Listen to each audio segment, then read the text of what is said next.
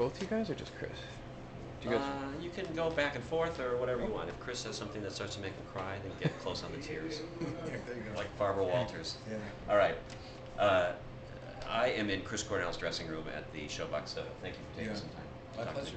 me. Let's talk about the Scream record. Okay. I love this record. Thank you. And I wondered if going in, you just decided you wanted to make a record that was very different from what you had done before. Yeah, it wasn't. To be honest, there wasn't a lot of strategizing. It was sort of a spur of the moment thought and phone call. I was on tour supporting Carry On. I think we had another European tour after the tour that I was on at the time, which was somewhere in the U.S. I don't remember where it was.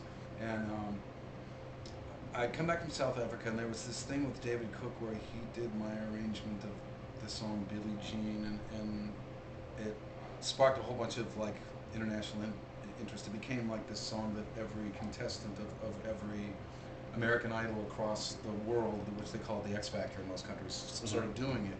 And so I thought, I want to get someone to do like an even crazier remix of my version, because my version was the only available recorded version.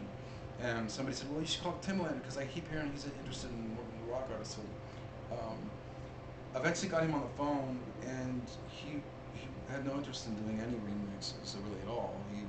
He's interested in producing new original material. And then he recited some lyrics from the song called Disappearing One, which is on Euphoria Morning, my first solo record. Right. And I thought, okay, that's a little weird. You know, the song wasn't a single. It's kind of an obscure song on a record that's kind of obscure, really. And he said, I'd be interested in, you know, doing. I'm a fan, and I'd be interested in doing some original material. Like, you know, why don't you come in and we'll do like 3 or 4 songs.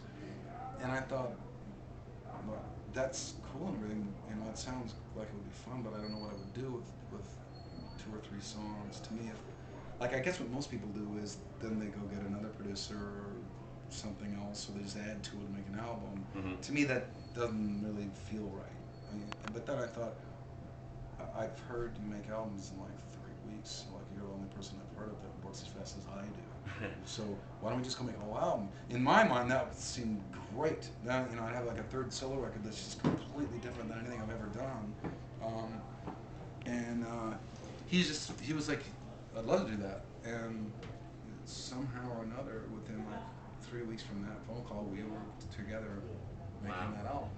I saw somewhere where he said he asked you, can you sing anything? And you were like, Yeah, that was like, day one was sort of like, you know, I could tell he wasn't sure exactly how to start, because he didn't bring in any ideas and I didn't bring in any ideas. You know, I just kind of figured let's just see what happens. I want to like react to what he does and make it all completely fresh. My thought was, I've been writing songs alone and in the context of bands, and even in those bands alone for years. Like, it would be nice to have something completely different. Like, and I've had those before, but for the length of a whole album, like, just go in with nothing. And I'm not sure he was sure that it was going to work, like, with me in terms of my willingness to try different things or sing, you know, in different styles and I wasn't really sure, but I remember him sitting there just kind of running back and forth, and then he's like, so you can sing anything? And I sort of thought he meant, like, do I have the vocal ability to sing anything? I'm like, right. Yeah, I can sing anything. And he's like, no. He's like, no, you can sing anything, meaning, you know, am I going to be able to go outside of what he might think is my comfortable norm? Like sort of the but I don't rock really, box. Exactly. Yeah. But I don't really have one.